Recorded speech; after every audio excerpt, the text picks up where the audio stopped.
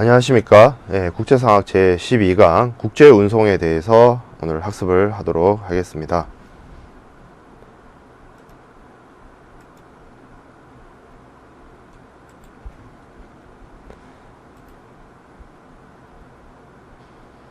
자, 국제운송은 물품을 무역에 있어서 국제 간에 이동을 하기 위한 수단으로서 사용되어지게 되는 것인데요.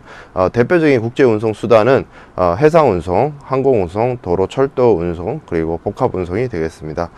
우리가 이 수업 시간에 다루게 될 첫 번째 국제운송은 해상운송 방식입니다. 해상운송, 줄여서 뭐 해운 이렇게 얘기하는 해상운송은 기본적으로 해상에서 선박이나 기타 운송수단, 뭐 선박과 유사한 여러가지 뭐 부선이나 뭐 레시선이나 이런 것들도 있을 수 있습니다. 이런 수단들을 이용을 해서 사람이나 화물을 장소적으로나 공간적으로 이동시키는 것을 말하고요. 그러한 행위를 제공해 줌에 따라서 대가로서 운임을 받는 행위를 해상운송, 해운 이렇게 얘기를 합니다. 이러한 해상운송의 특징은 기본적으로 운송이 매우 안전합니다. 기본적으로 옛날에 뭐 대항해 시대라든지 우리가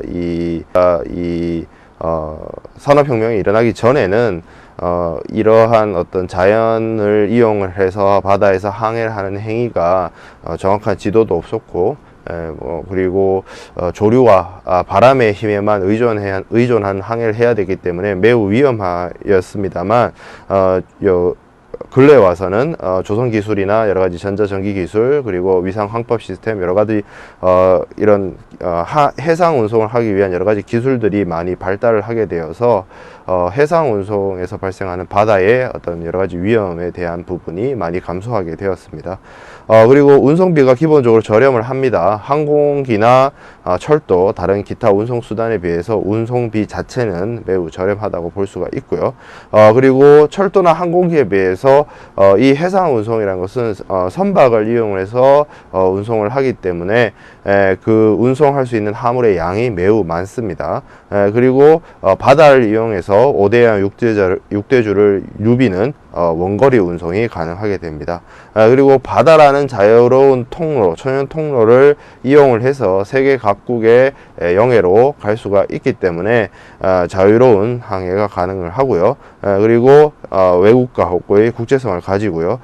다만 이 해상 운송을 하게 되면 지금 우리가 많이 사용되고 있는 여러 가지 국제 운송 수단인 항공기에 비해서 아무래도 그 속도 자체는 상당히 느린 편에 속하게 됩니다.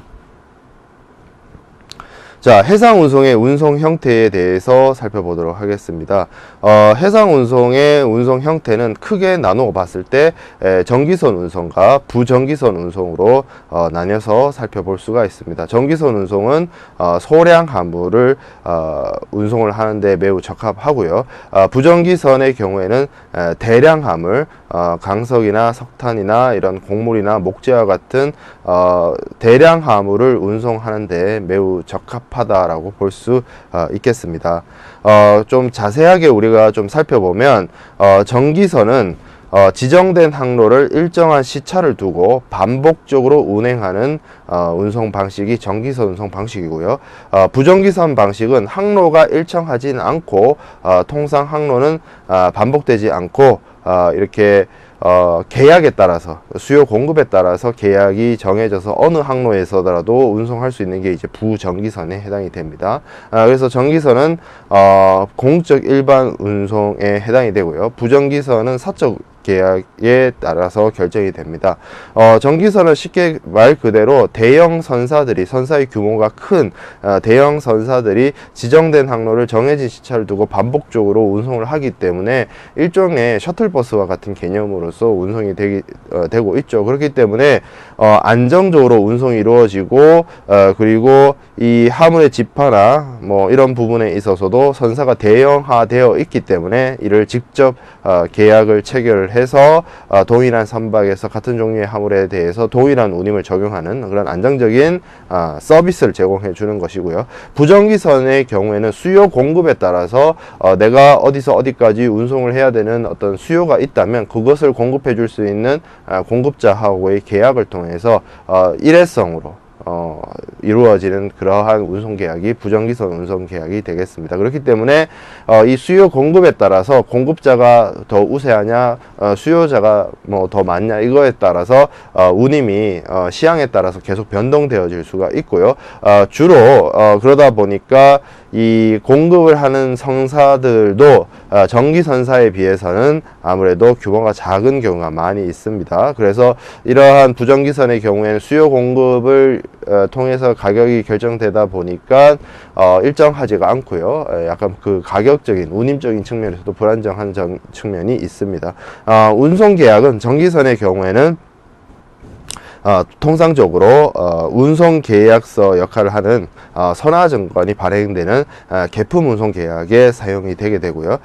그리고 부정기선의 경우에는 그 차터파티라고 하는 용선계약서라고 하는 차터파티를 통해서 계약이 체결이 되고 그 계약 내용이나 계약의 세부 조항들은 그 상항이나 선주나 하주의 어떤 교섭력에 따라서 결정이 되어진다라고 볼 수 있겠습니다.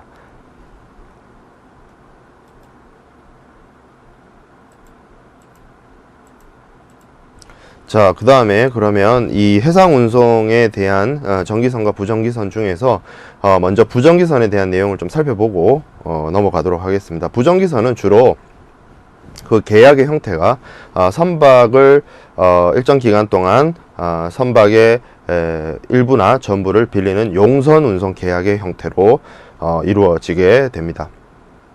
이 선박을 빌린다는 개념을 사용을 하는 것이죠. 그래서 선박에 그 화물을 실을 수 있는 부분, 선복이라고 하죠. ship's space라고 하는데 이 ship's space의 일부를 빌리는 계약의 형태를 일부 용선, 그리고 전부를 빌리는 계약을 전부 용선이라고 합니다. 그래서 일부 용선이든 전부 용선이 됐든 계약의 형태에 따라서 또 항해 용선, 기간 용선, 나용선 이렇게 나눠서 생각을 해 볼 수가 있는데요. 항해 용선의 경우에는 보이지 차터라고 합니다. 그래서 항해를 기준으로 어느 항구에서 어느 항구까지의 그 항해를 기준으로 선박을 빌리는 것을 말을 하고요. 그래서 운송인이 특정 항구에서 특정 항구까지 선복의 사용을 허용하는 그러한 계약을 항해 용선이라고 합니다. 그리고 기간 용선이 있는데 기간 용선은 운송인이 일정한 기간을 정해서 며칠부터 며칠까지 선복을 사용할 것을 허용하는 계약이 기간 용선이 되겠습니다. 나용선은 이 배를 빌리는 용선자가 계약 기간을 일정 기간으로부터 정해서 기간에 따라서 임차료를 계산하는, 쉽게 말해서 배를 임대차하는 그러한 형태를 나용선이라고 말씀을 드릴 수가 있겠습니다. 그래서 이러한 선박을 빌리는 계약을 하게 될 때는 여러 당사자들이 나타나게 되는데요. 아무래도 이제 배의 주인이 되겠죠. 선주가 있고요. 주인이 있고 이를 빌리는 용선자가 있습니다. 이를 배를 빌려서 운송을 하는 것이죠. 운송을 이용해서 뭐 자신의 요구에 따라서 어느 항구에서 어느 항구까지 이제 항해를 하게 되는데 이 배를 빌려주는 사람과 배를 빌려받는 사람이 뭐 사전부터 알고 있으면 좋았겠지만 그렇지 않은 경우가 대부분이겠죠. 그래서 기본적으로 선박의 중개인이 여기에 개입을 해가지고 이 두 사람 사이를 연결시켜 주게 됩니다. 그래서 선박 중개인 ship's 브로커가 매우 중요한 역할을 수행을 하게 되고요. 그리고 또 다른 형태가 나타날 수 있는 게, 이렇게 선박의 주인이 배를 빌려 주었는데 이 배 빌려간 사람이 배를 장기간 뭐 우리가 앞에서 보았던 나용선처럼 장기간 사용을 하게 되면 자기가 직접 사용하는 경우도 있지만 이 배를 이용해서 다른 사람에게 운송 서비스를 제공해 주는 경우가 있습니다. 그러니까 쉽게 말해서 배 빌린 사람이 다른 제3자에게 운송 서비스를 제공해 주게 되는 것이죠. 그러면 이 선주와 이 중간에 배 빌리는 사람 사이에서는 선주, 운송인과 선주와 용선자의 관계가 형성이 되고요. 이 사람이 다른 사람에게 운송 서비스를 제공해 주게 되면 이 사람이 선주는 아니지만 운송인이 되고 배를 빌려가는 사람이 발생하게 됩니다. 그러면 이 중간에 있는 사람이 일종의 이 사람으로부터 배를 빌려와서 운송 서비스를 제공을 하는 중간에 선박 관리자 역할을 수행을 하게 되는 것이죠. 이런 식의 용선 계약이 나타나게 됩니다. 직접 빌리는 경우도 있지만 배 빌린 사람이 또 다르게 운송 서비스를 제공하는 형태도 나타날 수가 있다라는 점입니다.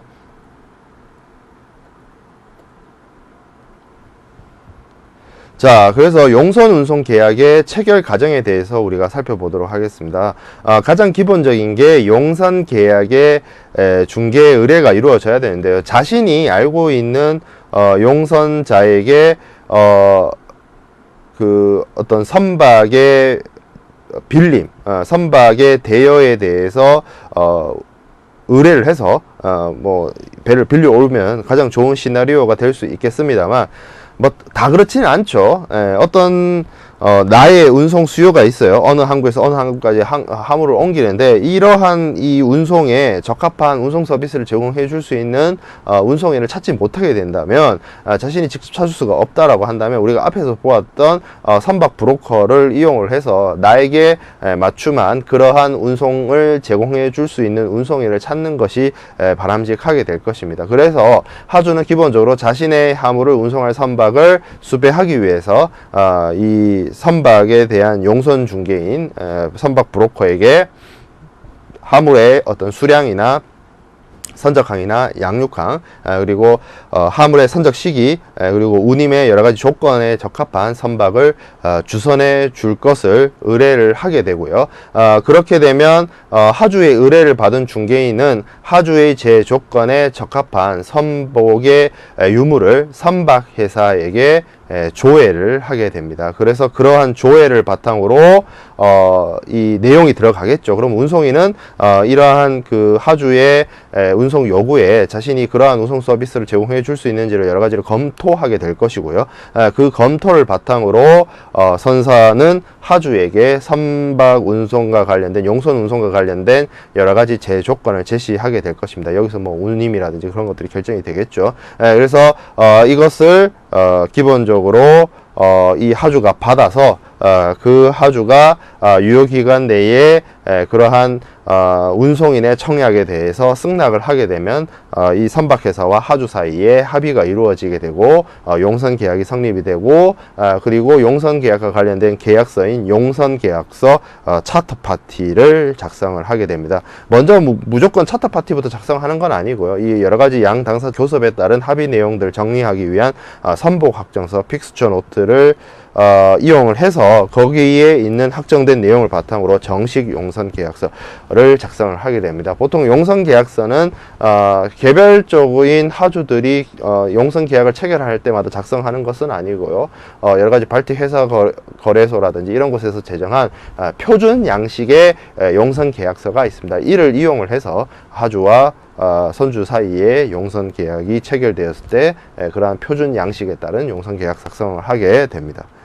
자, 그래서 항해 용선에 대한 어떤 좀 자세한 내용을 먼저 살펴볼 텐데요. 기본적으로 항해 용선은 우리가 앞에서 살펴보았던 것처럼 어느 한 항구에서 어느 항구까지 선박에 대해서 빌려주고 이용을 하는 가장 기본적인 형태의 용선 계약이 될 텐데, 이 항해 용선에 대해서 좀 구분을 해서 살펴보면 운임 부담 방식에 따른 구분을 해볼 수가 있습니다. 첫 번째가 총괄 선복 용선이라는 것이 있는데요. 이건 이제 럼섬 차트라고 합니다. 총괄 용선이라고 하는 것은 선복을 빌리는데, 배에 그 화물을 운반할 수 있는 공간을 빌리는 데 있어서 화물의 선정량하고는 상관없이 그 일정한 섹터, 일정한 부분을 통으로 빌리기 때문에 그 구역에 대해서 화물을 얼마 정도 실었는지 여부에 대해서 상관하지 않고 선박을 어떤 구역당 얼마 이런 식으로 결정하는 것을 럼섬 차터, 총괄 용선, 선복 용선이 되겠습니다. 그리고 일대 용선도 있습니다. 우리가 제가 앞에서 항해 용선이라는 건 어느 항구에서 어느 항구까지 운송이 이루어질 때 선주와 용선자 사이의 계약이라고 했는데, 일대 용선은 이러한 용선의 운임을 구간 운임으로 받는 것이 아니라 그 운송을 하는데 소요되었던 날짜를 기준으로 하루당 얼마라는 식으로 운임을 결정하는 방식을 일대 용선 방식이 일대 용선 데일리 차트라고 하고 있습니다. 그리고 이제 하역비와 항비 부담 방식에 따른 분류를 좀 살펴볼 텐데요. 이 하역비란 말은 기본적으로 물품을 선박에 선적하고 그리고 양육하는 이러한 작업을 통칭하는 말이 하물에 대한 작업을 한다라는 뜻에서 하역이라는 표현을 사용을 하는 것이고요. 이 항비라고 하는 것은 쉽게 말해서 운항 비용이라고 생각하시면 되겠습니다. 가장 대표적인 운항 비용이 뭐 연료인 기름 이런 것들에 대한 기름값 이런 것들이 이제 대체적인 선박의 운항 비용에 해당이 될 텐데, 이 배를 빌려주고 배를 빌려받는 그 선주와 용선자 사이의 계약에 있어서 이러한 하역 비용과 운항 비용인 항비를 어떻게 부담을 할 것인지에 대한 부분을 미리 사전에 합의해서 결정하는 것이 바람직합니다. 그래서 그로스텀 차터라고 하는 것이 있는데요. 이 그로스텀 차터라고 하는 것은 선주가 하역비 및 항비 일체를 부담하는 방식입니다. 그래서 선주가 부담을 하는 방식이죠. 몇 가지 뭐 채선료나 이런 부분에 대해서는 배 빌리는 사람이 부담을 하지만 기본적으로 선주가 다 부담을 하는 것이고, 그래서 총 텀 이렇게 볼 수 있죠. 그로스 텀. 그리고 넷 텀이 있습니다. 당연히 이 그로스 텀의 반대가 되겠죠. 용선자가 이러한 하역 비용이나 운항 비용을 다 부담하는 방식을 넷텀 차터라고 하고요. FIO 차터가 있습니다. 우리가 하역 비용에 대한 하역 비용 부담과 관련된 여러 가지 조건에 대해서 또 따로 살펴보겠지만, 이 FIO 차터의 경우에는 배를 빌리는 용선자가 선적 시와 양육 시의 이 하역 비용을 용선자가 부담을 하는 것입니다. 그리고 이 운항 비용은 선주가 부담을 하는 방식이죠. 요것은 선주에게 전부, 그리고 넷텀의 경우에 용선자가 전부. 근데 FIO는 하역 비용은 용선자가, 그리고 항비는 선주가 부담을 하는 그러한 방식이 FIO 차터가 되겠습니다. 그리고 럼섬 차터가 있습니다. 럼섬 차터는 어떤 하역비와 관련해서 용선자가 선박 사용에 대한 총 운임을 지급하고, 선주는 일정한 선복을 하물에 사용해 제공해서 선박이 운송할 수 있는 하물의 최대 중량을 제공하는 것이기 때문에 이 용선자가 뭐 알아서 할 부분이 크고요. 다만 항비는 선주가 부담하는 방식이 럼섬 차터가 되겠습니다. 자, 그리고 이제 정박 기간에 대한 내용을 좀 학습을 해 보도록 하겠습니다. 이 정박 기간이라고 하는 것은 우리가 용선 계약을 체결할 때 당사자 사이에서 합의를 하는 것이 매우 중요한데요.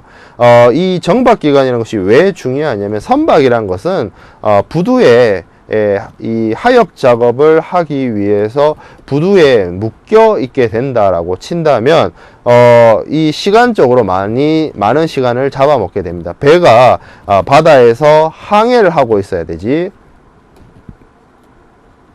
항구에 머무르는 시간이 점점 길어지게 된다면 그만큼 해상 사업을 통해서 어떤 운임을 획득하고 어떤 상업 행위를 하는 데 있어서의 여러 가지로 손실이 유발되어질 수 있기 때문에, 보통 용선 계약을 체결을 할 때는 그 배의 선주와 용선자 사이에서 어떠한 항구에서 어떤 항구까지, 예를 들어서 항해 용선 계약을 체결했다라고 쳤을 때, 그 항구, 물품을 선적하는 항구, 그리고 물품을 양육하는 항구에서 얼마 동안 항구에 머물면서 선박의 하물을 적재하고 선박에서 또 하물을 내리는 그러한 시간을 줄 것인지를 약정하게 됩니다. 계약을 통해서 정하게 됩니다. 이 계약을 통해서 예를 들어서 뭐 일주일이면 일주일, 3일이면 3일, 이런 식으로 계약상으로 하물을 항구에 이제 들어와서 항구에서 이러한 하물을 싣고 내리는 하역 작업을 하는 기간을 정해 놓아야만 그 정해진 시간 안에 하물의 하역 작업이 완료되어서 선박은 바다로 나아가서 해상 항해를 하고 해상 사업을 통해서 수익을 창출할 수가 있기 때문이죠. 그래서 우리가 보통 용선 계약이라고 하는 젠콘 서식이나 뭐 이런 용선 계약서에는 분명히 반드시 이 하역 작업을 할 수 있는 항구에서의 정박 기간을 반드시 계약서 상에 기재하게 되고, 이 기간을 반드시 지켜서 하역 작업, 항구에서의 하역 작업이 이루어져야 됩니다. 그래서 이러한 정박 기간을 약정하는 방법은 우리가 여러 가지 간습적으로 널리 사용되는 것들이 대표적으로 한 3가지 정도가 있는데요. 첫 번째는 간습적 조속 하역이라는 것이 있습니다. 그래서 CQD라고 하고요. Customary Quick 디스패치, 이렇게 이야기를 합니다. 이것은 당해 항구의 어떤 간습적 하역 방법 및 하역 능력에 따라 가능한 한 빨리 적재 및 양육을 실시하는 조건, 그 항구에서 가장 빨리 할 수 있는 방법으로 하역을 진행을 해라 라고 하는 것이 간습적 조속하역 CQD에 해당이 되겠습니다. 그리고 러닝 레이데이스가 있습니다. 연속 24시간 러닝 레이데이스라고 하는 것은 어떤 우천이나 스트라이크나 기타 불가항력 등의 어떤 사유가 일어나게 되었을 때 그런 것들을 상관하지 않고 하역의 개시시로부터 종료시까지 모든 날짜를 정박기간에 산입하는 방식입니다. 이거 비가 오나 눈이 오나 뭐 다 정박기간에 넣는다는 거죠. 비가 오고 눈이 오고 뭐 태풍이 치고 하게 되면 항구의 부두 노동자들이 원활하게 작업을 할 수가 없기 때문에 하역 작업을 할 수가 없습니다. 하지만 달력상으로는 하루 이틀의 시간이 가겠죠. 그러한 천재지변이나 기상 악화로 인해서 하역 작업을 못하게 되더라도 이 하역 기간, 그러니까 정박 기간을 카운팅 할 때, 날짜를 셀 때 그러한 날짜도 포함을 시키는 게 러닝 레이드였습니다. 쉽게 말해서 하역 시작, 하역 끝, 이 기간을 그냥 달력으로 센다는 거죠. 그러한 방식이 러닝 레이데이스가 되고요.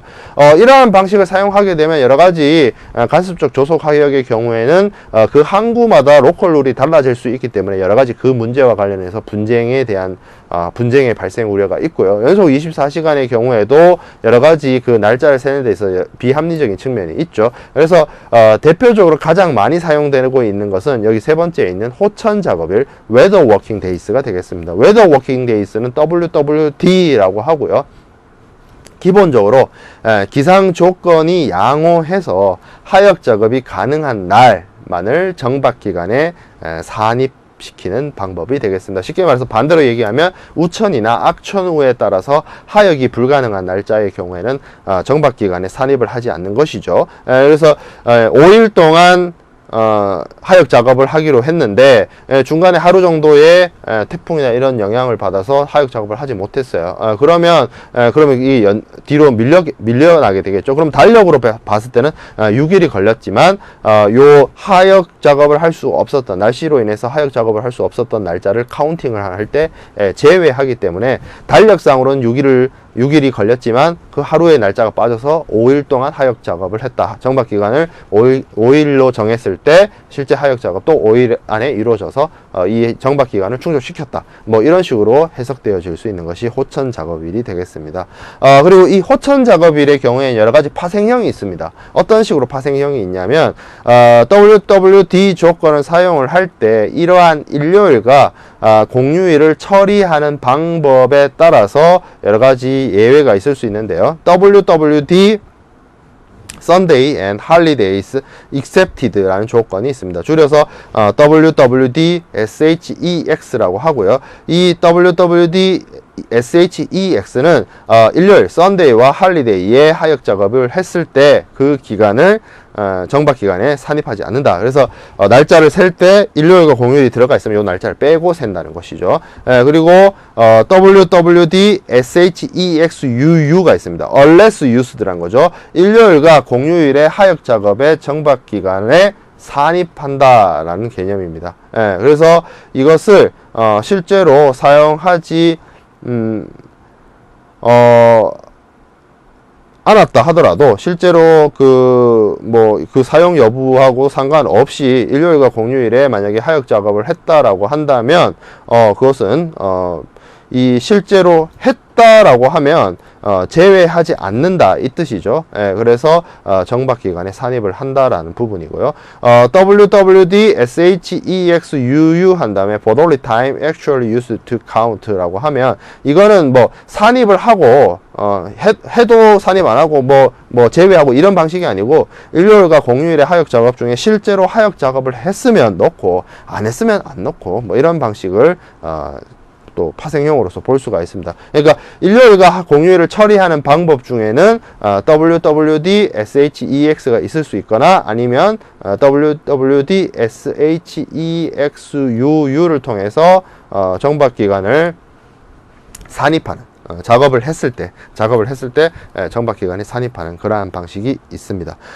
이러한 약정 기간은 보통 뭐 일주일이 됐든 5일이 됐든 보통 그 용선 계약서에 레이 타임, 레이 데이스라고 해가지고 그 날짜가 정확하게 기록이 되게 되고요. 그 날짜를 지켜줘야 되겠죠. 그런데 만약에 하역 작업이 뭐 여러 가지 사정에 의해서 늘어지게 되고 그 기간 내에 이행이 되지 않게 되면 그만큼 배는 부두에 묶여 있는 시간이 길어지게 되기 때문에 일종의 그러한 경제적 손실이 발생시킬 경제적 손실이 발생할 수 있고 그러한 경제적 손실에 대해서 이 배를 빌린 용선자는 선주에게 일종의 연체료 같은 성격의 돈을 지급을 해야 됩니다. 그것이 채선료입니다. 채선료, 디머리지라고 하고요.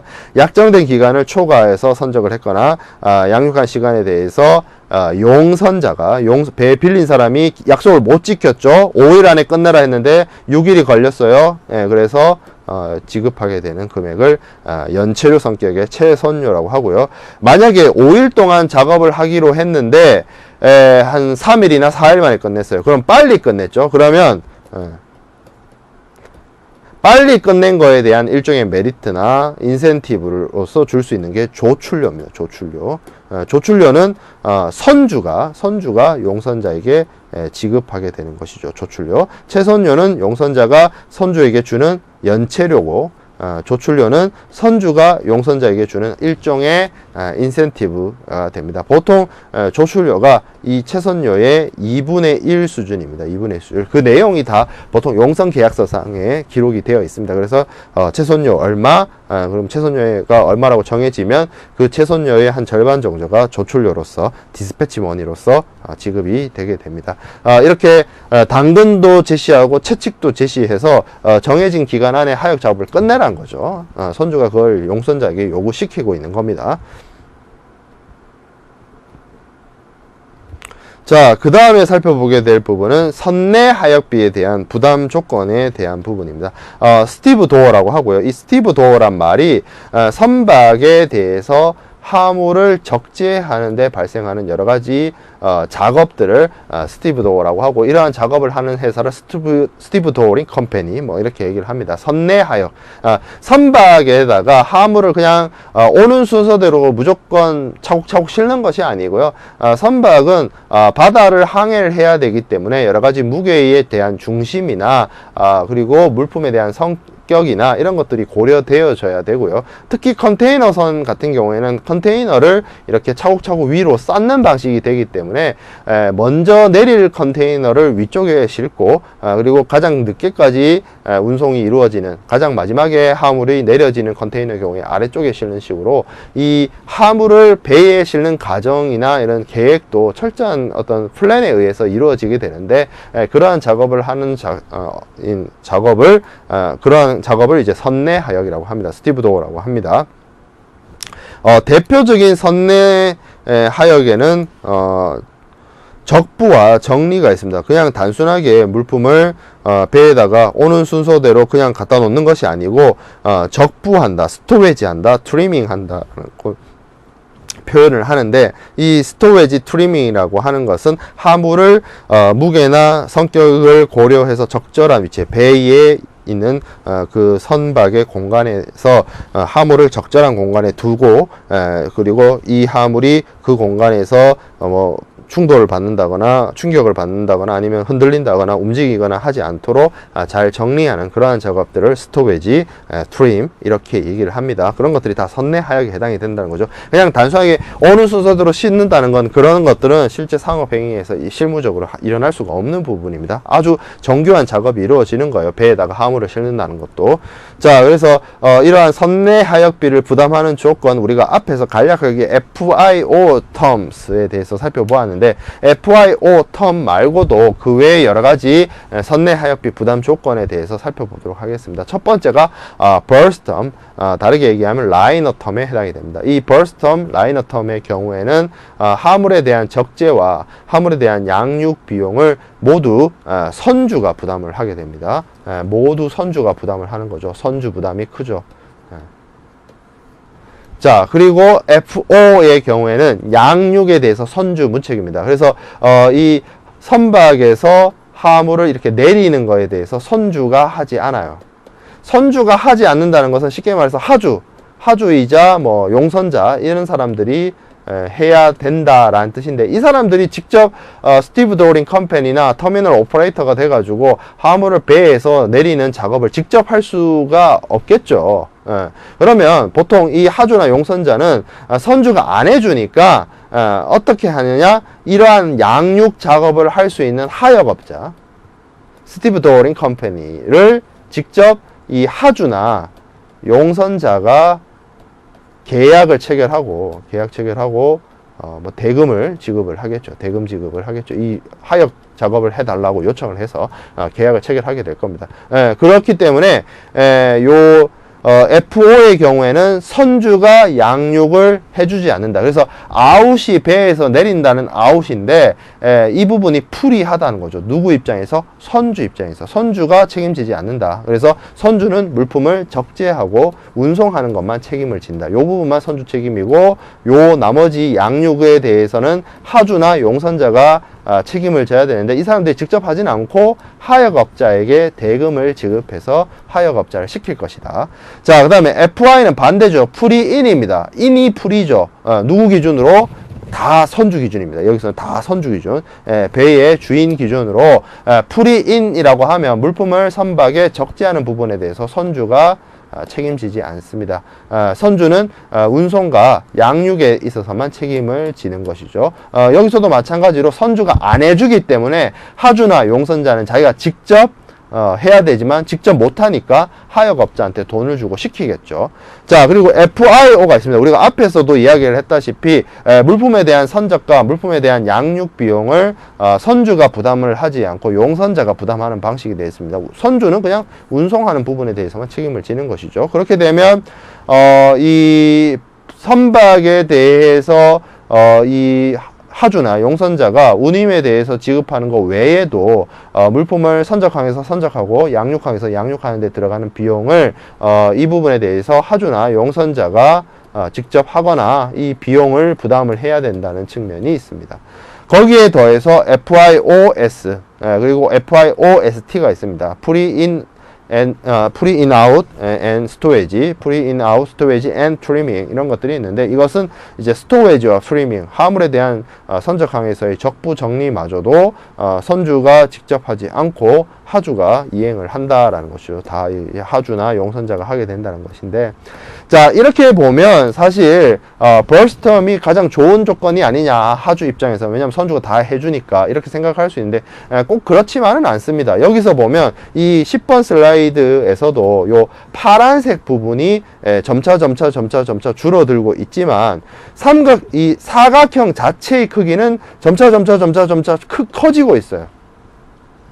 그게 뭘 뜻하는 것이냐면, 이 하늘색 상자의 경우에는 하주나 용선자가 선주에게 직접 지급하는 운임에 대한 부분이 되겠습니다. 왜냐하면 이 선주가 자기가 직접 물품을 적재하거나 물품을 양육하지 않기 때문에 그 부분에 대한 비용을 따로 받지는 않겠죠. 그렇기 때문에 운임에 대한 부분은 점차 작아지는데, 하주나 용선자가 하역 비용과 관련해서는 자기가 직접 할 수가 없기 때문에 하역업자에게 돈을 지급하게 됩니다. 그러면 이 부분이 커진다는 거죠.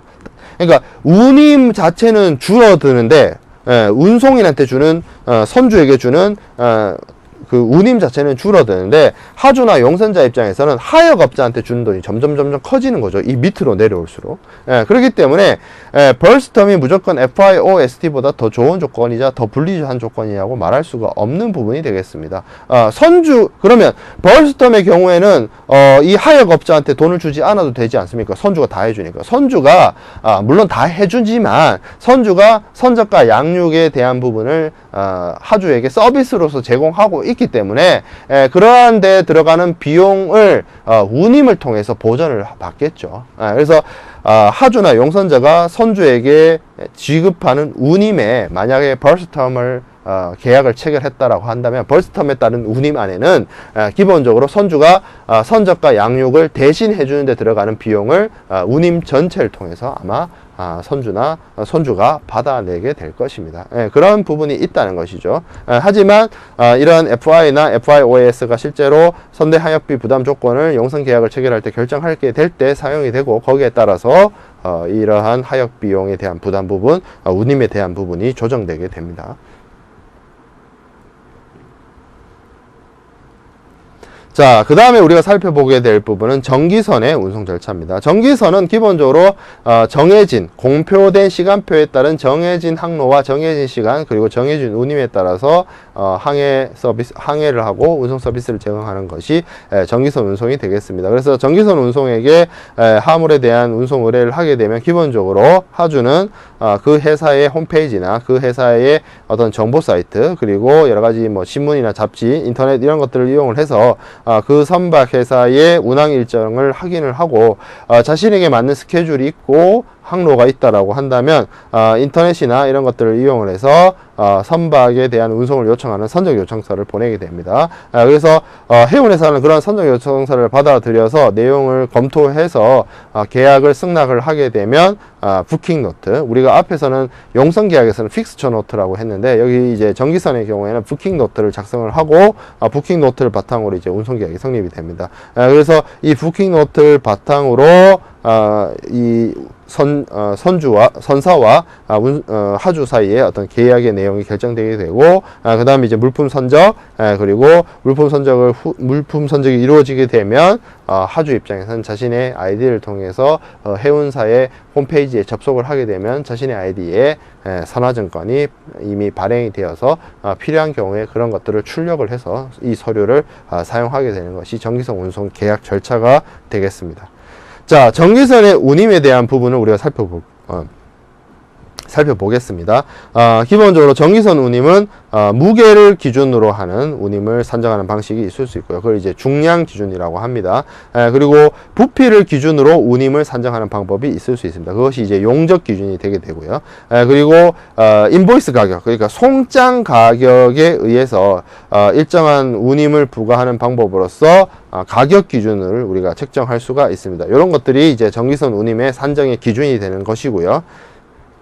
자, 그래서 이렇게 이제 정기선 운송이 되어지게 되는데, 대표적으로 정기선은, 요즘에는 전략적 제휴를 통해서, 정기선 서비스를 제공을 하지만, 예전에는 그러한 선사들 사이에서 일종의 자신들의 어떤 운임과 자신들의 어떤 교섭력을 그대로 확보하고 유지하고 지배력을 강화하기 위해서 여러 가지 형태의 해운 동맹을 체결해서 일종의 카르텔이죠. 대표적으로 운임을 담합하는 가격 담합이라든지 아니면 서로 간에 운송 수단을 모든 항구에 취역을 할 수가 없기 때문에 여러 가지 협력이나 협업을 통해서 이런 투입하는 선박의 양이라든지 항로라든지 이런 것들을 조정하는 그러한 목적으로서 사용되어졌던 것이 쉬핑 컨퍼런스 해운 동맹이고요. 이 해운 동맹은 개방형인 미국식이 있고 폐쇄형인 유럽식이 있습니다. 이걸 통해서 일종의 해상 운송을 시장 지배력을 강화하는 것이죠, 선사들이. 그래서 해운 동맹은 보통 동맹 선사 사이에서의 협정이라고 할 수 있는 운임협정. 운임협정은 동맹 선사들 사이에서 가격을 담합을 해서 공정한 운임표를 공정용 운임표라는 걸 만들어서 이 운임을 그대로 지키도록 하는 그런 것들이 운임협정이 되고요. 그리고 항해협정을 맺어서 동맹 선사 간에 적절한 선박을 투입을 시켜서 가당 경쟁을 방지하고자 하는 것이 항해협정이고요. 그리고 공동계산협정이나 공동경영이 있습니다. 이것은 각 선사들 경우에 이것을 개별 차선제로 하게 되면 어디 뭐 수익이 많이 나는 데도 있고 수익이 적게 나는 데도 있을 수 있겠죠. 그래서 공동계산협정이나 공동경영의 경우에는 이 선사들을 매출을 총 운임 수입에서 해당되는 기업들의 여러 가지 경비나 지출이나 뭐 이런 부분에 따라서 적절하게 배분을 해서 나눠 가져가는 그러한 형태가 이제 공동계산협정, 그리고 이런 것들을 하기 위해서 경영을 일시적으로 통합하는 공동경영, 그리고 이렇게 운임협정이나 항해협정이나 공동계산협정이 제대로 이행되고 있는지를 감시하기 위한 중립강식이고, 이런 것들이 동맹선사 간의 협정을 통해서 내부를 구속하고 고객을 상대를 해서 시장 지배력을 강화하고자 하는 그런 것들이 해운동맹의 역할, 해운동맹의 기능이 되겠습니다. 그 외에도 맹해선 대책이라고 이것도 일종의 불공정 경쟁 행위죠. 예를 들어서 특정한 항로가 있는데 자신의 동맹 선사가 아닌 선박이 들어오게 되면 가격을 떨어뜨려서 일종의 가격 덤핑을 이용을 해서 경쟁사를 축출해내고 가격을 다시 올리는 그런 방식의 대책을 수행하기도 합니다. 그리고 동맹의 대하주 유인책이 있습니다.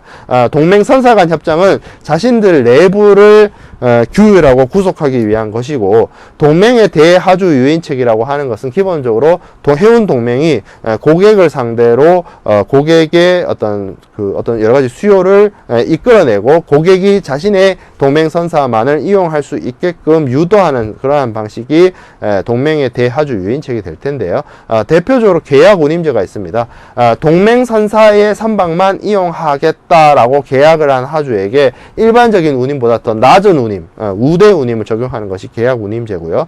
그리고 삼중 운임제가 있습니다. 이 경우에는 여러 가지 특수한 상하에서 FOB임에도 불구하고 운임을 후불하지 않고 송하인이 운송 계약을 체결해서 운임을 선불 한다든지 그런 경우에 좀 더 특별한 계약 운임을 제공하는 것이 삼중 운임제가 되고요. 그리고 운임 환급제, 우대 운임제 이런 것이 있습니다. 운임 환급제 같은 경우에는 일종의 리베이트 시스템입니다. 리베이트 시스템.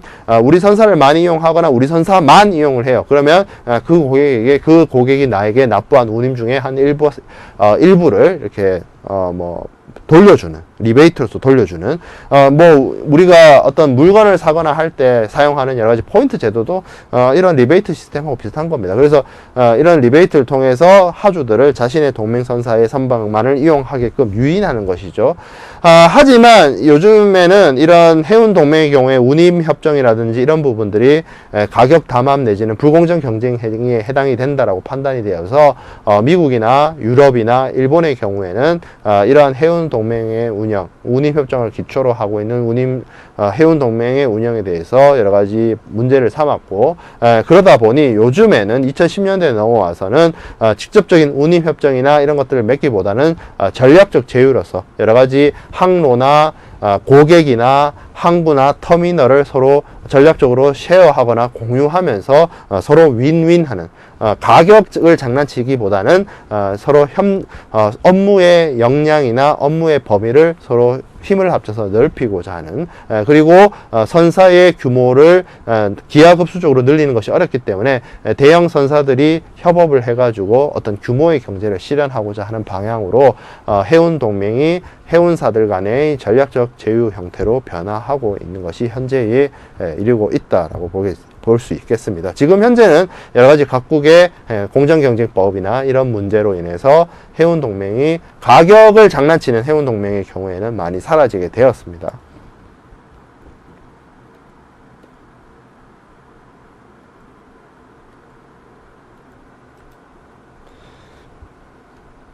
자, 그 다음에 살펴보게 될 것은 선화증권의 기능입니다. 선화증권이라고 하는 것은 우리가 앞에서 하환취결 제도라든지 계약의 성립과 관련해서 물품에 대한 권리를 주장할 수 있는 서류로서의 중요한 기능을 가진다. 그래서 이 선화증권을 넘겨주는 것에 대해서는 현실 인도와 비교를 해서 상징적 인도라는 그러한 이야기를 하기도 했고요. 그리고 이 선화증권을 가지고 있는 것이 물품의 권리를 주장할 수 있는 부분이기 때문에 물품에 대한 인도 청구권을 주장할 수 있고 물품의 권리를 주장할 수 있는 부분이기 때문에 서류를 가지고 있는 것이 결국 물품에 대한 소유권 뭐 이런 부분에 대한 유보가 있는 것이 아니냐 그런 말씀을 많이 드렸는데 기본적으로 선화증권은 우리가 앞에서 살펴봤던 정기선 운송의 개품 운송 계약의 증거로서 사용되는 것이 선화증권입니다. 비로 브레딩은 그러한 역할을 수행을 하는 것이죠. 그래서 이런 선화증권의 기능에 대해서 우리가 살펴보면 가장 먼저 확인할 수 있는 부분이 물품의 수령증입니다. 물품의 수령증으로서 역할을 수행을 하는 것이고요. 운송인이 물품을 선적했다는 사실, 선적을 위해서 물품을 수취했다는 것을 확인하는 수령증이 선화증권이 되겠습니다. 그리고 운송계약의 어떤 증거 서류로서 사용되어질 수가 있습니다.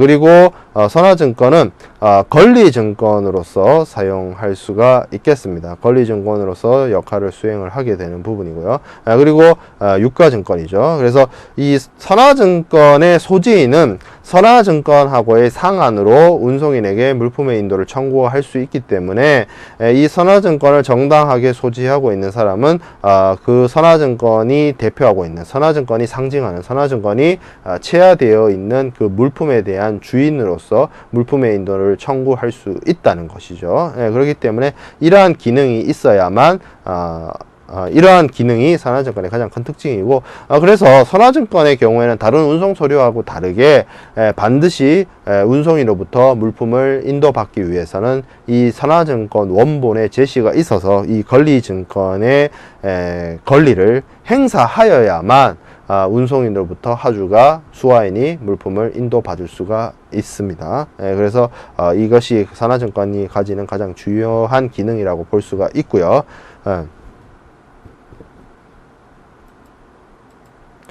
선화증권의 종류에 대해서 우리가 좀 한번 쭉 살펴보고자 합니다.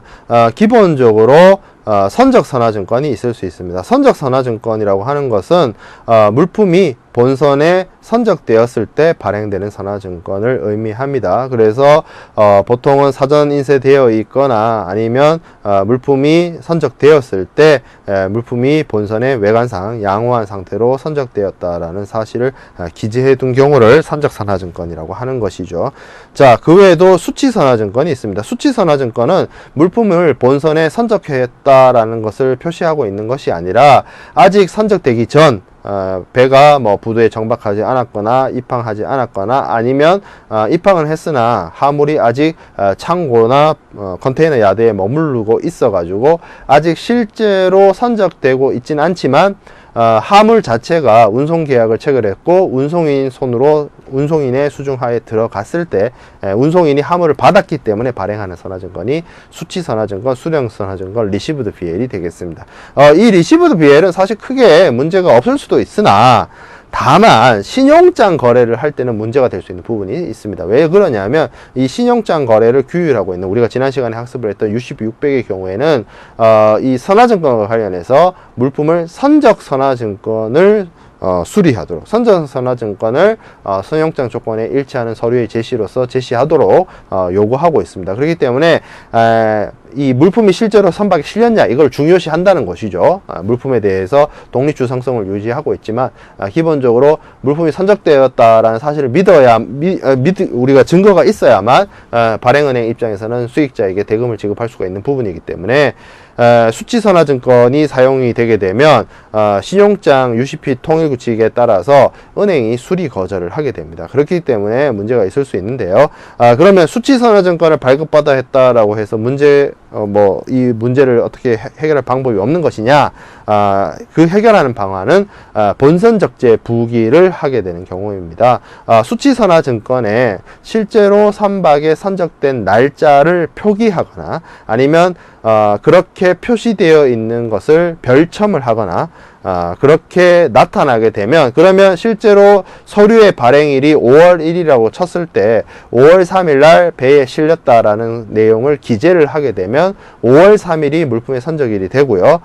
그러면 이 수치선화증권은 본선적재 표기, 영어로는 onboard notation, onboard endorsement, 우리말로 뭐 본선적재 표기라고 하기도 하고 본선적재 부기라고 하기도 하는데, 이런 행위를 통해서 수치선화증권으로 발행된 선화증권이 이렇게 추가적인 기재나 추가적인 별첨을 통해서 선적선화증권으로 바뀌게 됩니다. 그렇게 되면 수치선화증권은 우리가 앞에서 UCP 600에서 수리 거절한다라고 했지만, 선적선화증권의 경우에는 UCP 600에서 수리가 되는 부분이기 때문에 신용장을 이용해서 대금 결제를 하는 당사자의 입장에서는 처음에 수치선화증권을 받았다 하더라도 그걸 바로 은행에 낼 것이 아니라 이러한 본선적재 부기와 같은 방법을 통해서 수치선화증권을 선적선화증권으로 바꾸는 행위 자체가 요구되어진다라고 볼 수 있겠습니다. 자, 그 다음에 볼 부분은 고장부 선화증권과 무고장 선화증권입니다. 무고장 선화증권이라고 하는 것은 기본적으로 물품을 운송인이 이제 운송을 위해서 인수를 했어요. 그러면 물품에 대한 여러 가지 상태라든지 뭐 점검이라든지 이런 것들이 필요로 하게 됩니다. 그래서 화물의 명세에 따라서 쉽게 말해서 하주가 이러한 물품을 운송해 달라라고 선복 요청서를 보냈을 때 그 선복 요청서에 대한 내용에 따른 실제 그 물건이 와서 직접 그 물건이 제대로 선적되었는지를 여러 가지를 체크하고 검사를 해야 되는데, 만약에 실제로 계약 내용과 일치하는 물품이 실제로 인도되었고 그러한 물품이 본선에 적재되었다라고 한다면 특별히 뭐 이의제기나 문제사항이나 이런 것들을 선화증권상에 기재하지 않겠죠. 그래서 화물이 외관상 양호한 상태로 선적이 되었다라는 표시를 쓰거나 아니면 아무런 문제가 없다, 아무런 표시를 하지 않는 것 자체가 일종의 아무런 문제가 없는 무고장 선화증권, clean BL, unclosed, 그러니까 close가 없다는 거, 조항이 없는 BL, 이런 뜻으로서 사용하고 있는 것이 무고장 선화증권이고요.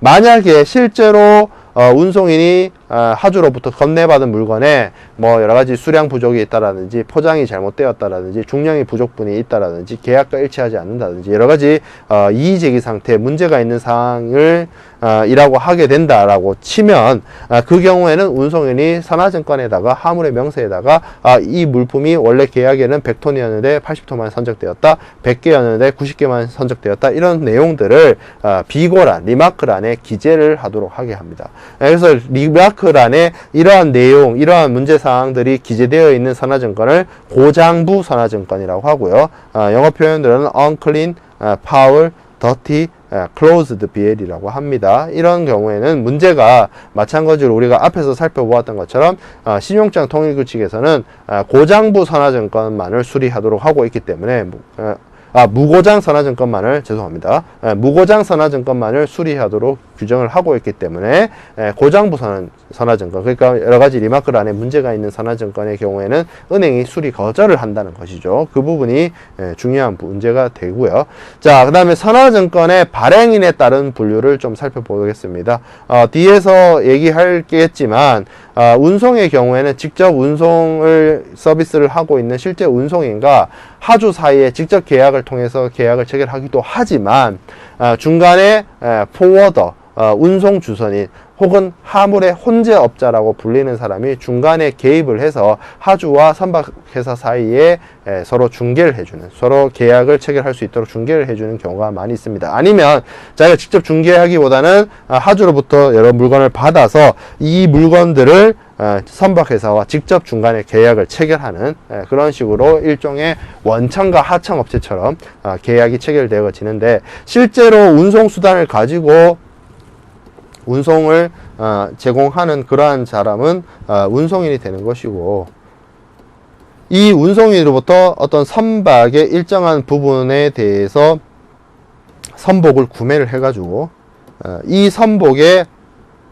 적재될 화물을 영업을 통해서 여러 하주를 긁어 모은 이런 프라이 포워더, 이 사람을 지칭하는 표현은 뒤에서도 얘기를 하겠지만 굉장히 많습니다. 뭐 프라이트 포워더라든지 무선박 운송인 MVOCC, Non-Vessel Operating Common Carrier라고 하는 MVOCC라고 하든지 뭐 이런 혼재업자 Consolidator라고 하든지 이런 역할을 중간에 수행하는 프라이트 포워더 운송업자, 운송주선인이 중간에 끼어서 운송 계약을 체결하고 이러한 어떤 업무의 진행을 할 수 있도록 하는 것이 혼재업자나 운송주선인이자 포워더의 역할이자 기능이 될 것인데요. 여기서 이 선박회사가 통째로 빌려주거나 계약을 체결한 이 선복에 대해서 발행하는 선화증권은 그룹 페이지 BL 집단 선화증권이라고 하고요. 이 혼재업자가 개별 영업을 통해서 불러 모은 하주들에게 혼재업자가 발행해주는 선화증권의 경우에는 마스터 BL 혹은 하우스 죄송합니다. 마스터 BL이 아니라 하우스 BL이죠. 하우스 BL이나 포워더가 발행했다라는 뜻에서 포워더스 BL 이렇게 얘기를 합니다. 마스터 BL은 집단 선환 그룹 페이지 BL의 다른 말이고요. 그래서 요거는 선박회사 운송회사가 직접 발행한 선화증권, 그리고 혼재 선화증권은 포워더가 발행한 선화증권이 되겠습니다. 이러한 포워더들의 어떤 국제적인 모임인 국제운송주선인 연맹이라는 게 있습니다. 피아타라고 하고요. 이 국제운송주선인 연맹이 이 제정한 어떤 복합운송과 관련된 표준 선화증권 양식이 있는데 이런 것들을 포워더들이 이용을 해서 복합운송이나 운송계약 체결해 사용을 하게 되겠죠. 그런 방식이 포워더 BL이 되겠습니다. 자, 그 다음에 우리가 살펴보게 될 부분은 서렌더 BL입니다. 서렌더 BL이라고 하는 것은 우리가 제가 앞에서도 얘기를 했다시피 선화증권을 통해서 물품의 어떤 인도를 운송인에게 청구할 수 있다라고 했는데요. 그렇게 되면 문제가 몇 가지가 있습니다. 운송 물품은 수입국 도착지에 먼저 도착을 해 있는데 선화증권의 원본이 반드시 필요하기 때문에 선화증권이라는 서류가 그 목적지 양육항에 도착하지 않게 되었을 때 나타나는 여러 가지 문제들이 발생할 수가 있게 되겠습니다. 그렇기 때문에 이러한 문제를 해결하기 위해서 사용되어질 수 있는 것이 서렌더 BL이고 대표적으로 서렌더 BL이고요. 운송인은 기본적으로 이 원래는 물품의 인도와 관련해서 선화증권의 권리증권성에 따른 원본의 상한으로서 물품을 인도해 주는 것인데 여기서의 서렌더 BL은 그러한 권리증권성에 대한 부분을 포기하는 것이죠. 서렌더 하는 것이죠. 그래서 이 원본 서류가 없다 하더라도 사본이나 이런 것을 통해서 BL상의 수화인이라고 지정되어 있는 자가 나타나서 자신이 그 서렌더 BL상의 수화인이라는 어떤 동일성을 입증하게 되면 선화증권에 대한 권리증권성이 포기됐기 때문에 선화증권 원본이 없다 하더라도 운송인이 그러한 동일성을 입증한 수화인에게 물품을 인도해 줄 수 있도록 하는 것이 서렌더 BL이 되겠습니다. 그래서 서렌더 BL의 경우에는 반드시 원본 서류가 회수되어야 됩니다. 원본 서류 없이 물품을 찾아갈 수 있도록 만들어 주겠다라고 해놓고 원본 서류가 유통이 되면 안 되겠죠. 그래서 서렌더 BL을 사용을 할 때는 반드시 BL 원본의 전통이 회수되고 사본이 유통되게 되고요. 그 사본에 서렌더드라는 도장을 찍어서 여러 가지 서면이나 정보통신망을 통해서 이 양육항의 대리점에 송부하게 되는 것이 이 서렌더 BL의 방식이고요. 그렇기 때문에 물품을 매수인 입장에서는 원본 서류 없이 찾아갈 수 있기 때문에 아무래도 여러 가지 물품이 도착해서 서류가 오지 않는 문제, 뭐 이런 것들이 해결이 됩니다. 하지만 매도인 입장에서는 만약에 이렇게 BL을 서렌더드 하게 되면 물품에 대한 소유권이나 담보권을 매수인이 대금 지급을 하기 전에 담보하는 그러한 담보권이 좀 행사하기 어려워질 수가 있죠. 쉽게 말해서 돈 떼일 우려가 있죠. 그렇기 때문에 서렌더 BL은 우리가 지난 시간 대금 결제를 공부할 때 배웠던 사전 송금 방식, 그런 경우를 통해서 수출자가 이미 대금을 했고 이미 대금을 확보했기 때문에 수화인이 물건을 찾아가는 것은 신속하게 찾아가면 수화인이 신속하게 물건을 찾아가는 것에 대해서 아무런 문제가 발생하지 않는다라고 판단이 되면 이러한 서렌더 비해를 이용을 해서 물품에 대한 물품을 매수인이 찾아갈 수 있도록 허용을 해주게 되는 것이 되겠습니다. 자, 그 다음에 스테일 BL과 백데이트 BL이 있습니다. 스테일 BL과 백데이트 BL은 기본적으로 선화증권의 제시기일 및 발행 일자에 따른 분류에 의한 것인데요. 스테일 BL이라고 하는 것은 선화증권이 발행된 후 21일이 경과해서 제시된 BL입니다. 선화증권이 발행됐다는 게 보통 물품의 선적일이 발행일을 뜻하게 되는데, 물품이 선박에 적재되고 나서 21일, 3주 정도 되죠. 3주의 기간이 경과한 후에 은행에 제시된 BL입니다. 이게 뭐가 문제가 될 수 있느냐라고 생각해 볼 수가 있는데, 신용장 통일 규칙인 UCP 600에서는 이 선화증권과 관련해서 물품이 선적된 후에 21일이 경과하지 않는 상태로 선화증권이 제시되어야 한다라고 규정이 되어 있습니다. 그래서 21일이 경과한 경과선화증권, 지체선화증권의 경우에는 신용장 거래에서 수리가 거절이 되는 문제가 발생하게 된다는 것이죠. 그래서 이런 신용장과 관련된 사용에 있어서의 유의점으로서는 그러니까 선화증권을 발행받아서 물품을 선적하고 나서 수익자이자 수출자이자 매도인이 민기적 거리지 말고 빨리 서류를 제시하라는 뜻에서 이런 기간이 잡혀 있는 것인데요. 이런 기간 내에 당연히 서류에 대한 제시가 이루어져야 되고요. 자, 그 다음에 백데이트 BL이 있습니다. 백데이트 BL은 선선화증권, 발행일자 소급선화증권이라고 합니다. 이것은 물품이 실제로 본선 적재된 날짜보다 빠른 날짜로 발행된 겁니다. 쉽게 말해서 7월 30일 날 물품이 선적이 되었는데, BL상의 서류 발행일이나 BL상의 물품 선적일은 뭐 7월 28일로 되어 있다든지 뭐 그런 것이죠. 실제 서류와 실제 선적 날짜가 다르게 되는 경우, 이런 것들이 왜 필요하느냐, 수출업자가 물품 선적과 관련된 시기와 관련해서 수입자와 약정이 맺어져 있을 수 있습니다. 그러면 그 약정에 따른 계약 위반을 회피하기 위해서 선화증권의 발행일자 이런 것들을 인위적으로 바꿔치기 하는, 수정하는 그러한 경우가 백데이트 BL이 되고요. 원래는 이런 문제들이 이제 일종의 사문서 위조와 관련된 어떤 법적인 책임이 질 수 있기 때문에 좀 사용하는 것을 사용해서는 아니 된 그러한 부분이 있겠습니다. 자, 이제 우리가 살펴보게 될 것은 선화증권 계약의 준거법입니다. 선화증권 계약의 여러 가지 준거법은 1924년에 국제회사위원회에서 마련한 헤이그 규칙이 있고요. 이 헤이그 규칙이 1968년도에 한번 개정이 되면서 헤이그 비스비 규칙이 탄생되게 되었습니다. 헤이그 규칙과 헤이그 비스비 규칙은 기본적으로 선화증권에 관한 법규, 우리가 앞에서 살펴봤던 선화증권에 대한 법규의 통일을 위한 어떤 국제협약의 성격을 가지고 있고요. 이것을 통해서 선화증권의 준거법, 선화증권에 사용되어지고 있는 여러가지 해상운송에 여러가지 영향을 주는 그런 역할을 수행을 하고 있습니다. 그래서 이러한 역할을 수행하는 것이 헤이그 규칙, 헤이그 비스비 규칙이고요. 그 외에도 함부르크 규칙이 있습니다. 함부르크 규칙은 유엔에서 제정한 해상화물 운송에 관한 유엔 협약인데, 이 경우에는 운송인보다는 하주에게 조금 더 유리하게 내용이 구성되어 있다 보니까 대표적인 선주국 선사들이 참여하지 않게 되어서 실무적으로 적용되고 있지 않는 규칙이 함부르크 규칙이 되겠고요.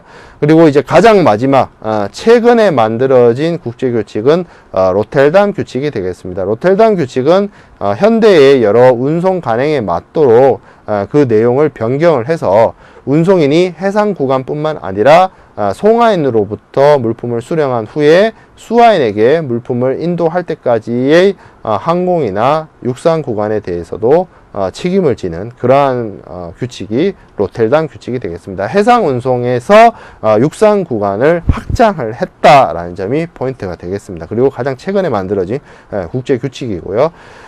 우리가 앞에서 살펴봤던 규칙들 중에서 실무적으로 해상 운송에서 사용되어지고 있는 국제 규칙은 헤이그 규칙, 그리고 이 헤이그 규칙의 개정 버전인 헤이그 비스비 규칙이 되겠습니다. 이 헤이그 비스비 규칙을 통해서 선화증권을 발행되는 해상 운송 계약에 대해서 선주와 하주 간의 책임이나 의무나 권리에 대해서 규정이 되어 있게 되는데요.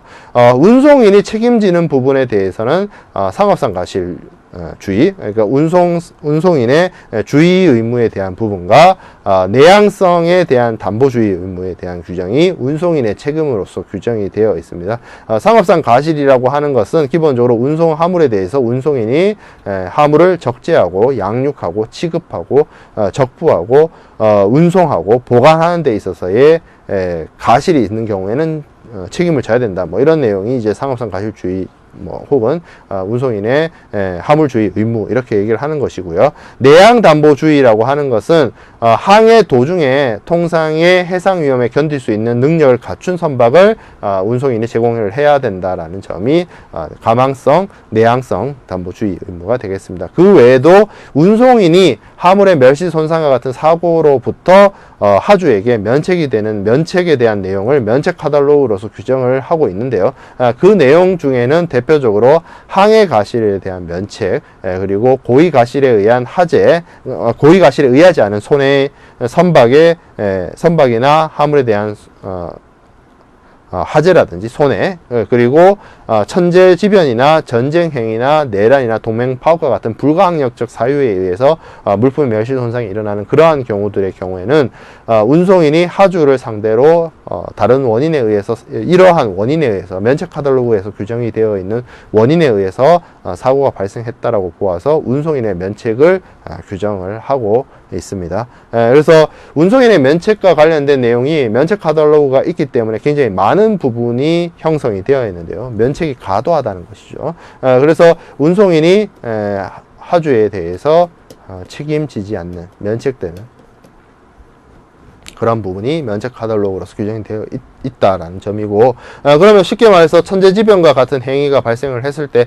하주가 운송인에게 책임을 물을 수 없다라는 것이 되겠죠. 그렇기 때문에 하주는 이러한 위험으로부터 보호받고자 필수 불가결하게 사용되어지는 것이 보험회사와 해상사업가에 대해서 보험 계약을 체결하는 것이 필수 불가결하게 사용되어진다라고 볼 수 있겠습니다.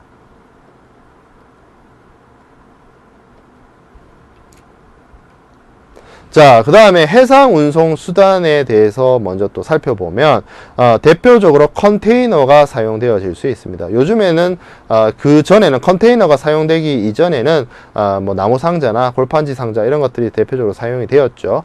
지금은 1960년대 말 70년대 초에 걸쳐서 이러한 규격화된 컨테이너가 대량으로 널리 사용되어지고 보편화되게 되면서 컨테이너 운송이 해상 운송의 메인이 되었습니다. 그래서 이 컨테이너는 생각보다 역사가 짧고요. 미국의 시랜드사의 맥린이라는 사람이 여러 가지 기차의 하차나 이런 것들의 모양을 본떠서 해상에서 사용할 수 있는 화물의 규격, 화물의 통일된 규격의 어떤 용기, 운송 용기를 만들고자 한 것이 오늘날의 컨테이너가 되었는데요. 이 컨테이너를 사용을 하게 됨으로써 컨테이너의 경우에는 이것이 국제 기준이랑 일치합니다. 그래서 어느 곳에서나 사이즈는 동일합니다. 물론 크게 두 가지 사이즈가 있어요. 20피트 컨테이너와 40피트 컨테이너가 있습니다. 그래서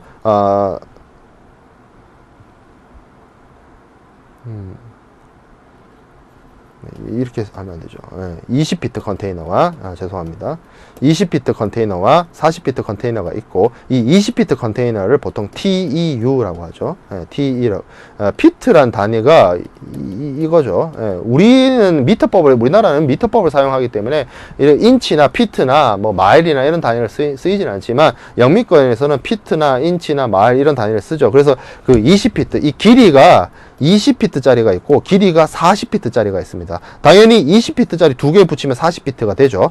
그렇게 사용되는 것인데, 이 크기의 종류가 두 종류가 있다는 것이지, 이 가로와 높이는 그 어느 나라를 가나, 그 어느 항구를 가나, 그 어느 배를 타나 똑같은 사이즈입니다. 국제적으로 통일되어 있기 때문에 이걸 통해서 어떤 것들이 가능하게 되냐면, 배에서든 철도에서든 차량에서든 전 세계에서 그리고 항구에서든 전 세계 모든 곳에서 동일한 사이즈의 컨테이너를 사용을 하기 때문에 하나의 컨테이너에 화물을 넣어서 항구에서도 쓸 수 있고 배에서도 쓸 수 있고 철도에서도 쓸 수 있다는 것이죠. 쉽게 말해서 내 공장에서 상대방의 공장에 이르기까지 중간에 있는 지역에서 컨테이너를 달리 옮겨 싣지 않아도 되는 문전간 운송이 가능하게 되었다라는 점이 이 컨테이너가 가져온 가장 큰 장점이 되겠고요. 그리고 이 컨테이너를 사용을 하다 보니까 여기다가 대량의 화물을 집어넣고 이거 컨테이너를 통째로 옮기게 되죠. 예전에 이 컨테이너가 없을 때는 이 안에 만약에 예를 들어서 상자가 10개 들어간다라고 치면 이 10개의 상자를 개별적인 어떤 하역업자, 인부라고 할 수 있죠. 인부가 화물을 계속 10번씩 왔다 갔다 하면서 옮겨야 됐었어요. 그렇기 때문에 이 컨테이너를 통해서 이 컨테이너가 하나의 안전한 포장 장치, 운송 용구 역할을 하기 때문에 포장비라든지 보관 비용이라든지 인건비라든지 그런 부분에 있어서의 어떤 경제성이 증대되고 효율성이 증대되는 효과도 있었고요. 그리고 이게 굉장히 탄탄합니다.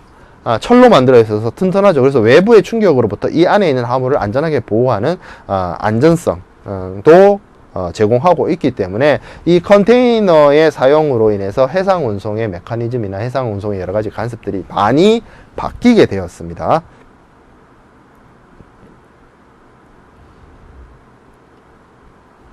자, 그래서 실질적으로 우리가 부산항이나 평택항이나 강양항과 같은 그런 컨테이너 항구를 가게 되면 이러한 어떤 항구 시설들을 만나게 되는데요.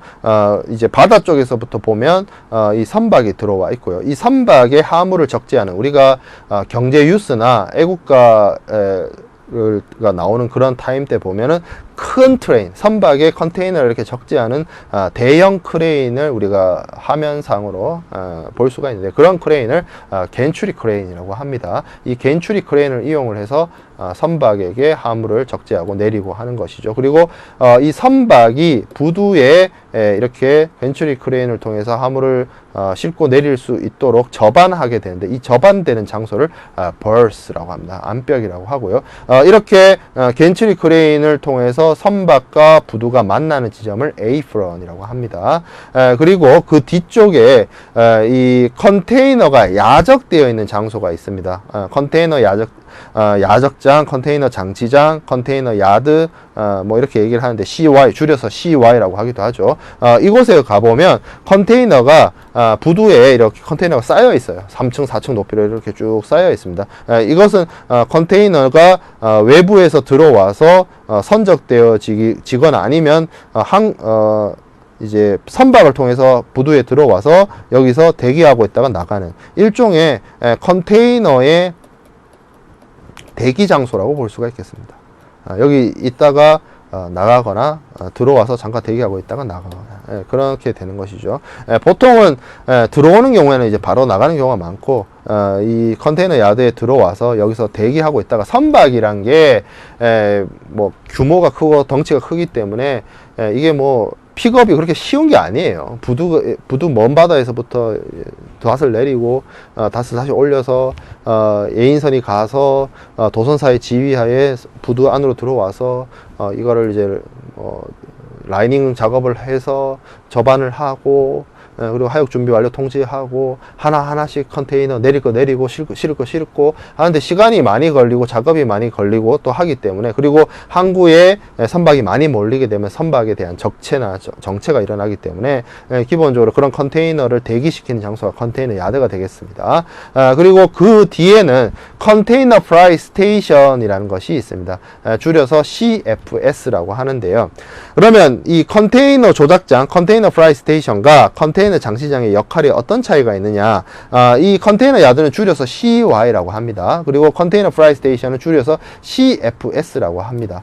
이 CY와 CFS에서 화물이 들어가서 화물이 선박에 적재되게 되는데, 우리가 컨테이너라는 것을 여러분들이 지나가면서 보다 보면 굉장히 크다는 걸 알 수가 있습니다. 내가 해상 운송을 통해서 화물을 운송하는 데 있어서 하나의 컨테이너에 20피트 컨테이너가 됐든 40피트 컨테이너가 됐든 내가 그 컨테이너 안에다가 내 화물을 딱 집어넣어서 컨테이너 하나를 가득 채울 수 있으면 좋겠지만, 이 컨테이너라는 게 국제 규격이다 보니까 내 화물의 크기에 맞는 조그만 컨테이너를 구할 수가 없어요. 나는 무조건 20피트 아니면 40피트를 써야 돼요. 20피트 컨테이너, 40피트 컨테이너나 20피트 컨테이너에 딱 맞게 화물을 넣을 수 있으면 참 좋겠지만, 그렇지 않은 경우도 있겠죠. 그러면 컨테이너를 20피트 컨테이너를 준비를 했는데 한 반밖에 못 채웠다는 거예요. 한 10피트 정도만 여기 찼다. 그럼 컨테이너 반이 빈 상태로 운송이 돼야 되겠죠. 그러면 굉장히 뭐랄까요, 효율성이나 그러니까 컨테이너를 가득 채우나 반만 채우나 운임은 똑같을 수 있거든요. 무차별 운임이 적용된다라고 치면, 컨테이너에다 개당 운임으로 적용이 되게 된다면. 그래서 하나의 컨테이너를 한 명의 하주가 가득 채우게 되는 경우를 FCL 컨테이너라고 합니다. 풀 컨테이너 로드라고 합니다. FCL이라고 합니다. 그래서 FCL 컨테이너의 경우에는 화물을 하주가 직접 다 집어넣고 문 닫고 봉인해가지고 바로 컨테이너 야드로 보내서 여기서 대기하고 있다가 선박 들어오면 선적되면 됩니다. 근데 문제는 내가 하나의 컨테이너를 다 못 채우는 경우가 문제가 되는 경우죠. 그걸 LCL 컨테이너라고 합니다. Less Container Load라고 하는 거고요. L이고 여기가 C고, 그래서 LCL 컨테이너라고 합니다. 이 LCL 컨테이너의 경우에는 하나의 컨테이너를 자기가 직접 다 못 쓰기 때문에 그냥 개별 화물 상태로 화물을 여기 컨테이너 프라이 스테이션에 집어넣어요. 그러면 목적지도 같고 화물의 성격도 비슷한 화물들끼리 이 CFS를 조정하고 운용하는 CFS 오퍼레이터가 하나의 컨테이너에 넣어주는 겁니다. 그러니까 요즘에는 없지만 택시를 합승하는 것처럼 하나의 컨테이너에 여러 화물을 합승을 시키는 거예요. 목적지가 같으니까. 그럼 거기서 다시 목적 항구에 도착해서 컨테이너를 열어가지고 화물을 배분하면 되기 때문입니다. 그래서 여러 화물을 하나의 컨테이너에 이렇게 집어넣어서 합승을 시키는 과정을 혼재 작업, 컨솔리데이션이라고 하고요. 그렇게 또 배분하는 작업을 배분이나 분할, 디베이닝 이렇게 이야기를 합니다. 그래서 그러한 화물의 혼재 작업과 배분 작업을 하는 장소를 항구 시설 중에서 컨테이너 조작장, 컨테이너 프라이 스테이션, CFS라고 하는 것이고요. 그래서 한 명의 하주가 하나의 컨테이너를 채우지 못하게 되는 경우에는 이 CFS에 화물을 집어넣어서 여기에서 다른 목적지가 같은 화물과 혼재 작업을 해서 하나의 컨테이너를 만들어서 하나의 컨테이너를 이쪽으로 컨테이너 야드에 보내서 여기서 대기시켜 가지고 선박이 들어오면 화물을 인도하게 되는 방식으로 컨테이너 부두의 이용이 이루어지게 됩니다. 그래서 CFS와 CY의 역할이 해상 운송에서는 기능적으로 좀 차이가 있고, 그것이 필요하게 된 이유가 컨테이너 사용으로 인해서 한 명의 하주가 하나의 컨테이너를 다 사용하는 경우와 한 명의 하주가 컨테이너를 다 채우지 못하는 경우가 있다라는 점입니다. 거기에 따라서 컨테이너 사용이나 컨테이너 사용 방식이 조금씩 달라지게 된다라는 점입니다.